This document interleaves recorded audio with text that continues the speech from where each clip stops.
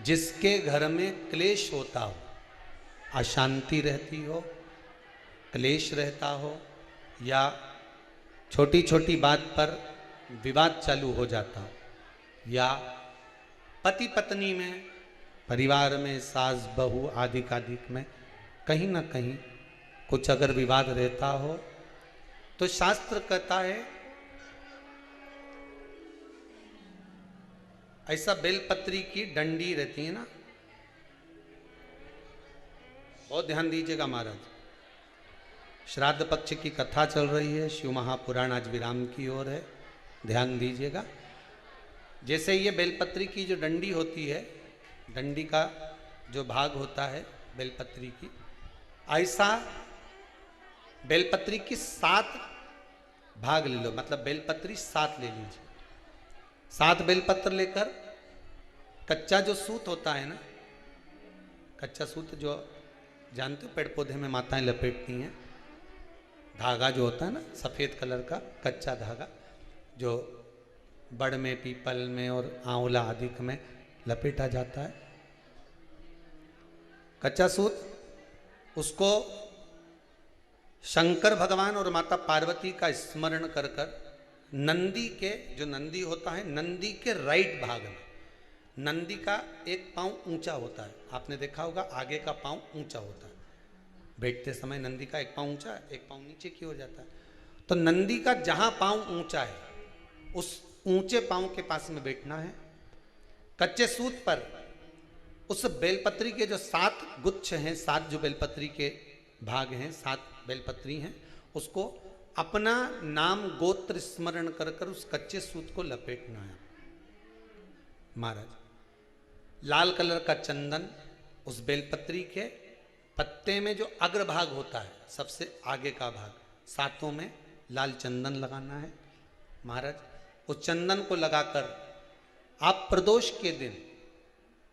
प्रदोष काल में शंकर भगवान को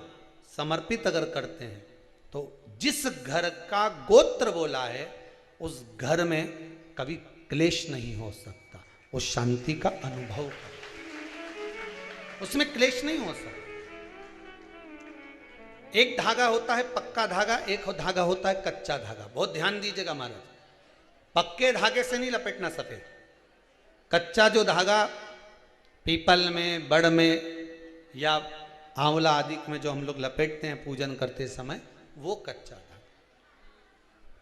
और एक बात और आपको कहने, ध्यान दीजिएगा, अगर मान लो किसी पति पत्नी का तलाक तक की नौबत हो गई और तलाक नहीं कराना है, आपस में वापिस प्रेम बढ़ जाए, छोरी वापिस घर में रहे, बेटा उसको रखे, बहू रहे, आपस में प्रेम बढ़े, वो भले मायके चली गई हो, वो भले लड़का छोड़कर चले गया हो, अकेली रह रही हो और चाहती है कि मैं पति के साथ रहना है, तलाक नहीं होना चाहिए, हम दोनों में प्रेम रहे, वो संभाले मेरे को भी और मैं भी आदर करूं, वो भी आदर करे। तो मेरा निवेदन है, कच्चा जो सूत होता है, कच्चा जो धागा होता है, नंदी के ठीक पीछे बैठकर कोई साथ में आपका परिवार का कोई व्यक्ति चले जाए और हस्तकमल को, जिसको अपने परिवार में वापिस रहना है, उस स्त्री हो या पुरुष हो, दोनों में से कोई भी नंदी के पीछे बैठकर, सोमवार की जिस दिन अष्टमी पड़े उस दिन नंदी के पीछे बैठकर हाथ को ऐसा बंद करना है, हाथ में एक बेलपत्री रखना है, सीधी सीधी बंद कर कर 7 बार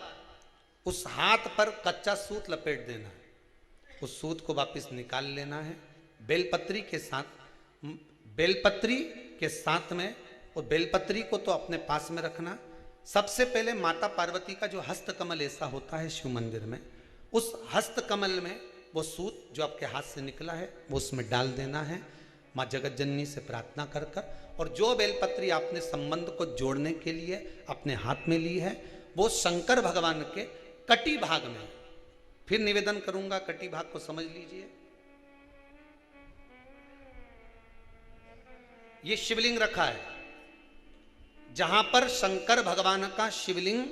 माता पार्वती जी के हस्त कमल पर जो शिवलिंग रखा